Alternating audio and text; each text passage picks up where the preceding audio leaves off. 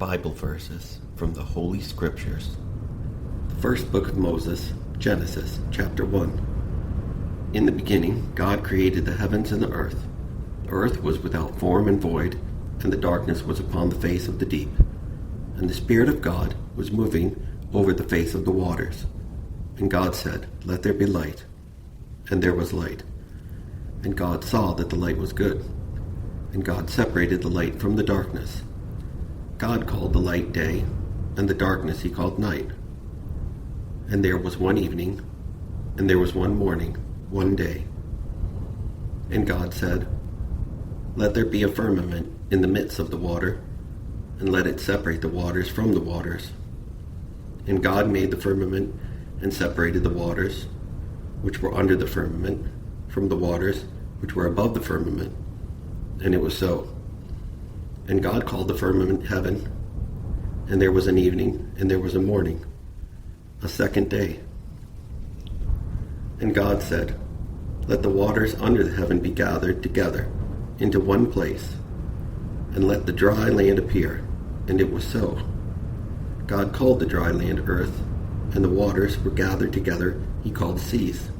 And God saw that it was good. And God said, "Let the earth put forth vegetation, plants yielding seed, and fruit trees bearing fruit in which is their seed, each according to its kind, upon the earth." And it was so. The earth brought forth vegetation, plants yielding seeds according to their own kinds, the trees bearing fruit in which is their seed, each according to its kind. And God saw that it was good. And there was evening, and there was morning, a third day. And God said, "Let there be lights in the firmament of the heavens, to separate the day from the night, and let them be a sign for all the seasons and for all the days and years. And let them be lights in the firmament of the heavens, to give the light upon the earth." And it was so. And God made two great lights, the greater light to rule the day, and the lesser light to rule the night. He made the stars also. And God set them in the firmament of the heavens, to give the light upon the earth, to rule over the day and over the night, and to separate the light from the darkness. And God saw that it was good. And there was evening, and there was morning, a fourth day. And God said, "Let the waters bring forth swarms of living creatures, and let the birds fly above the earth across the firmament of the heavens." So God created the great sea monsters, and every living creature that moves, with which the waters swarm, according to their kinds, and every winged bird according to its kind. And God saw that it was good. And God blessed them, saying, "Be fruitful, and multiply, and fill the waters in the seas, and let the birds multiply on the earth."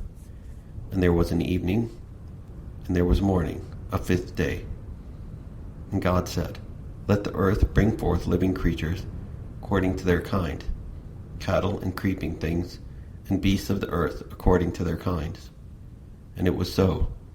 And God made the beasts of the earth according to their kinds, and the cattle according to their kinds, and everything that creeps on the ground according to its kind. And God saw that it was good.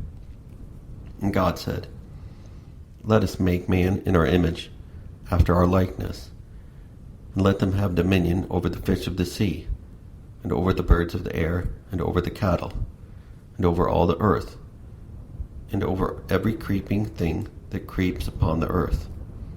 So God created man in his own image. In the image of God he created him.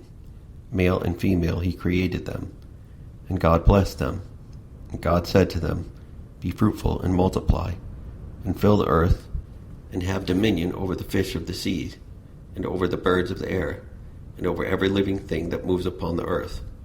And God said, "Behold, I have given you every plant yielding seed, which is upon the face of all the earth, and every tree with seed in its fruit. You shall have them for food.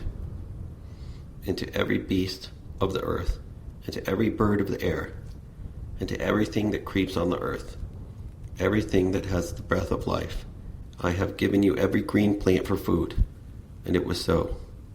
And God saw everything that he had made, and behold, it was very good. And there was evening, and there was morning, a sixth day. Thus the heavens and the earth were finished, and all the host of them. And on the seventh day God finished his work which he had done, and he rested on the seventh day from all his work which he had done. So God blessed the seventh day and hallowed it, because on it God rested from all his work which he had done in creation. These are the generations of the heavens and the earth when they were created. In the day that the Lord made the earth and the heavens, when no plant of the field was yet in the earth, and no herb of the field had yet sprung up. For the Lord God had not caused it to rain upon the earth, and there was no man to till the ground, but a mist went up from the earth, and watered the whole face of the ground. Then Lord God formed man of the dust of the ground, and breathed into his nostrils the breath of life, and man became a living being. And the Lord God planted a garden in Eden, in the east, and there he put the man whom he had formed. And out of the ground the Lord God made to grow every tree that is pleasant to the sight and good for food. The tree of life also was in the midst of the garden, and the tree of knowledge of good and evil. A river flowed out of Eden to water the garden, and there it divided and became 4 rivers. The name of the first is Pishon. It is the one which flows around the whole land, Havilah, where there is gold, and the gold of that land is good. The name of the second river is Gihon. It is the one which flows around the whole land of Cush. And the name of the third river is Tigris, which flows east of Assyria. And the fourth river is the Euphrates. The Lord God took the man and put him in the Garden of Eden to till it and keep it. And the Lord God commanded the man, saying, You may freely eat of every tree of the garden, but of the tree of knowledge of good and evil you shall not eat. For in the day that you eat of it you shall die. Then the Lord God said, It is not good that the man should be alone. I will make him a helper fit for him. So out of the garden the Lord God formed every beast of the field and every bird of the air, and brought them to the man to see what he would call them. And whatever the man called every living creature, that was its name. The man gave names to all the cattle, to all the birds of the air, and to every beast of the field. But for the man there was not found a helper fit for him. So the Lord God caused a deep sleep to fall upon the man. And while he slept, he took one of his ribs and closed up its place with flesh. And the rib which the Lord God had taken from man, he made into a woman and brought her to the man. Then the man said, This at last is bone of my bones and flesh of my flesh. She shall be called woman, because she was taken out of man. Therefore, a man leaves his father and his mother, and cleaves to his wife, and they become one flesh. And the man and the wife were both naked, and were not ashamed. Chapter 3. Now the serpent was more subtle than any other wild creature that the Lord God had made. He said to the woman, Did God say, You shall not eat of any tree of the garden? And the woman said to the serpent, We may eat the fruit of the trees of the garden, but God said, You shall not eat the fruit of the tree which is in the midst of the garden, neither shall you touch it, lest you die. But the serpent said to the woman, You will not die, for God knows that when you eat of it, your eyes will be opened, and you will be like God, knowing good and evil. So when the woman saw that the tree was good for food, and that it was a delight to the eyes, and that the tree was to be desired to make one wise, she took one of its fruit and ate. She also gave some to her husband, and he ate. Then the eyes of both were opened, and they knew that they were naked. They sewed fig leaves together and made themselves aprons. And they heard the sound of the Lord God walking in the garden in the cool of the day. And the man and his wife hid themselves from the presence of Lord God among the trees of the garden. And the Lord God called to the man and said to him, Where are you?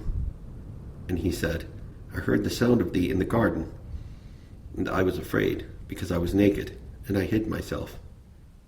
He said, Who told you that you were naked? Have you eaten from the tree which I have commanded you not to eat?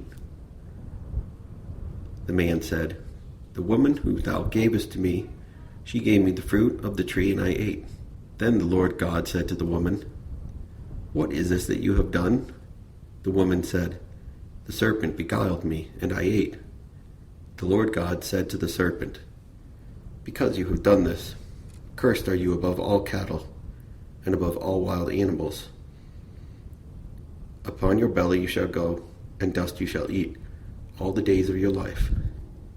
I will put enmity between you and the woman, and between your seed and her seed. He shall bruise your head, and you shall bruise his heel.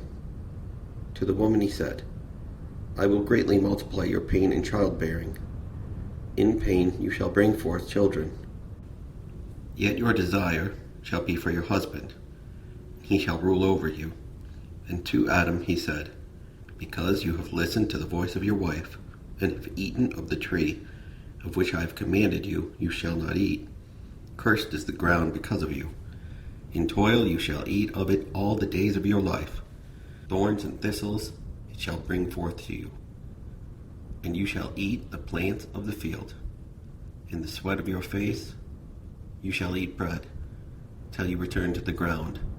For out of it you were taken, you are dust, and to dust you shall return. The man called his wife's name Eve, because she was the mother of all living. And the Lord made for Adam and for his wife garments of skins, and clothed them. Then the Lord said, Behold, the man has become like one of us, knowing good and evil. And now, lest he put forth his hand, and take also of the tree of life, and eat, and live forever. Therefore the Lord God sent him forth from the Garden of Eden, to till the ground from which he was taken.